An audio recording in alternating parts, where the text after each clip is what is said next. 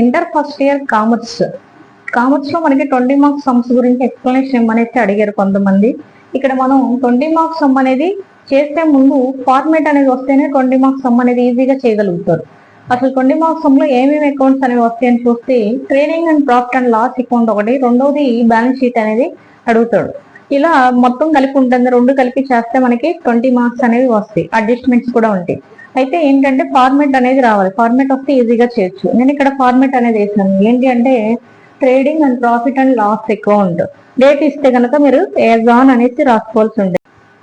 Trading account లో మనం debit side ఏం తీసుకుంటామంటే 2 ఓపెనింగ్ స్టాక్ ప్రాబ్లమ్ లో ఇస్తాడు, అది తీసుకోవాలి. తర్వాత 2 పర్చేజెస్ నుంచి రిటర్న్ ఇస్తే మైనస్ చేస్తాం. ఒకవేళ ఇవ్వకపోతే డైరెక్ట్ గా పర్చేజెస్ అనేవి వేయాలి. పర్చేజ్ రిటర్న్ ని ఇంకొక పేరుతో రిటర్న్ అవుట్వర్డ్ అని కూడా ఇస్తూ ఉంటాడు. కాబట్టి పర్చేజెస్ నుంచి మైనస్ చేయండి. నెక్స్ట్ మనకి డైరెక్ట్ ఎక్స్పెన్సెస్ లేదా డైరెక్ట్ వేజెస్ అనేది అడగచ్చు, అది డెబిట్ సైడ్ తీసుకుంటాం. నెక్స్ట్ క్యారేజ్ ఇన్వర్డ్ ఇక్కడ తీసుకుంటాం. Carriage outward profit and loss account లో తీసుకోవాలి. అంటే సేల్స్ మైనస్ సేల్స్ రిటర్న్ అనేది మైనస్ చేసుకోవాలి.